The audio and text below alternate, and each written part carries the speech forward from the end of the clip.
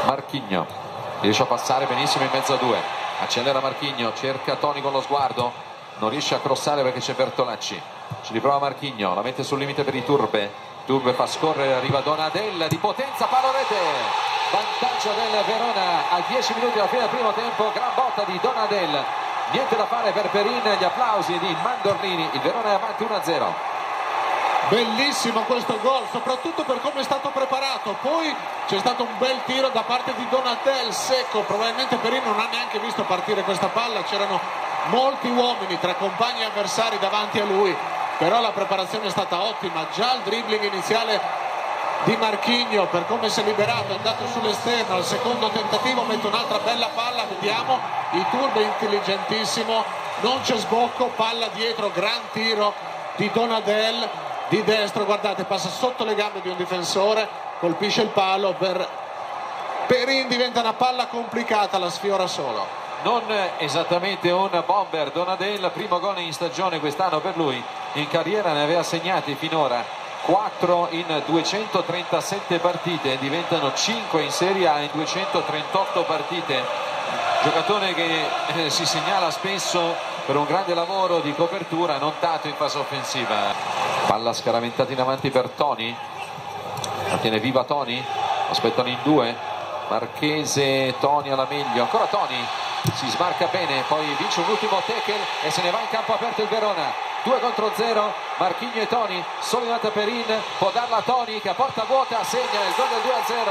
Partita che finisce all'88esimo, impazzisce Mandorlini, in campo aperto Luca Toni con Marchigno, firmano il gol della partita, 14esimo gol stagionale per Luca Toni. Incredibile, incredibile, che gioia per Mandorlini, veramente quanta sofferenza nel secondo tempo, ma incredibile il gol del raddoppio, ne combinano di tutti i colori i giocatori del Genoa, già in tre perdono il contrasto con Toni che va ulteriormente sulla palla, mi sembra con De Maio, poi 2 contro 1 gestito benissimo, bravo Marchigno che va verso l'esterno, no, l'ultimo non è De Maio fa parte del gruppetto che aveva sbagliato prima, bravo Marchigno che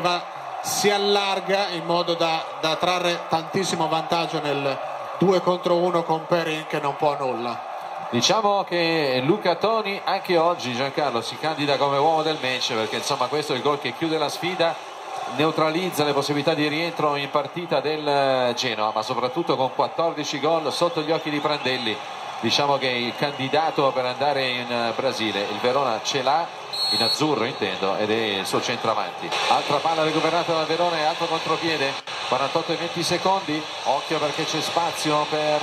un'altra azione pericolosa, c'è Toni tutto solo davanti al portiere, non sbaglia, ancora Toni, 3-0 al 49esimo, diventa un Toni show questo finale di Verona-Genoa, 2 gol negli ultimi minuti di partita, sale ancora nella classifica marcatori Luca Toni che dedica il gol alla curva, sorride in tribuna Maurizio Setti, presidente, con Giovanni Gardini, direttore generale. Toni, 124 gol in Serie A, è l'uomo che può ancora portare il Verona alla rincorsa di un posto in Europa. 49esimo, doppietta Toni. Genoa però nel finale si è proprio sciolto, si è aperto ai contropiede del Verona. Veramente incredibile, adesso non ci sono più parole.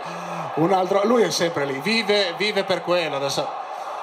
sì, è facile quando non hai nessuno addosso, sì, però sei sempre lì. Però Agostini bravo che lo vede, gli serve la palla. Insomma, chiaro, non cambia nulla nella valutazione che stavamo facendo adesso del match, però è bello veder sorridere questo